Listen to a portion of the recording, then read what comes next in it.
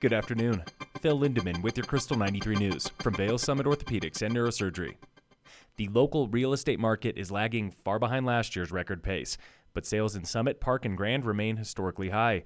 Through October, our three local markets are worth nearly $1.86 billion. That is nearly $700 million less than last year.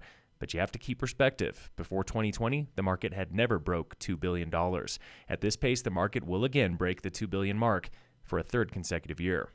Also lagging behind last year, resort town hotel bookings for the holidays.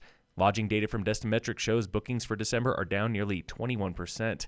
Experts say pent-up demand seems to be drying up. The entire winter season is down 5% from last year.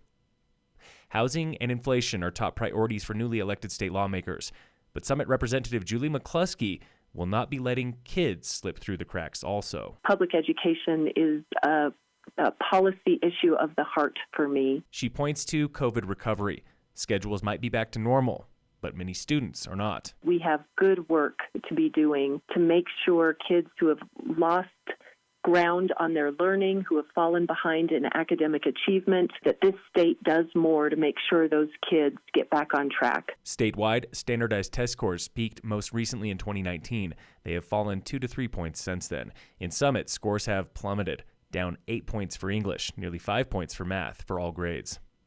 In the state Senate, newly elected Senator Dylan Roberts is focused on the Western Slope's complicated relationship with coal. He gives the example of Hayden near Steamboat from his time in the state house. I've worked with the town of Hayden during my time in the House on a couple pieces of legislation that is going to help transition that coal-fired power plant to a renewable energy development plant. Roberts is a big supporter of Xcel Energy's plans to be 100% carbon-free by 2050. That's the type of legislation I've worked on that I want to continue bringing forward to help Hayden, to help Craig, to help communities elsewhere in the district, still be energy providers, but in doing it, in a more renewable, eco-friendly way. Xcel will be closing its last coal-fired plant here in Colorado by 2031. State support for renewables will help it get there.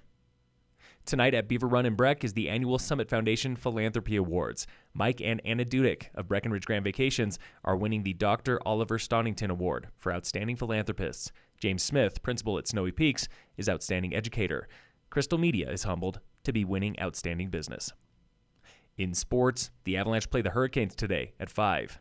And in local sports, brought to you by Red Mountain Autos at their new location on Airport Road.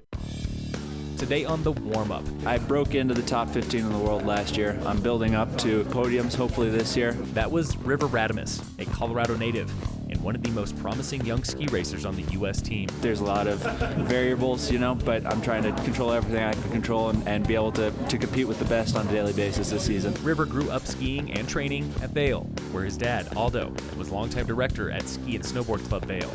He's never really coached me. Both my mom and dad are coaches, super successful and some of the best coaches I know, but they always wanted to be hands-off and not feel like they were pushing me into the sport. Today, his dad is Alpine Director for Team Summit. I think he's doing really awesome things for Summit. Obviously, Summit won Alpine Club of the Year last year. I think they're building a really cool community here at Summit. River and the team are headed soon to Canada for the Lake Louise Downhill, happening next weekend.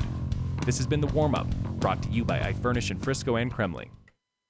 Phil Lindemann with your Krystal 93 News from Vail Summit Orthopedics and Neurosurgery.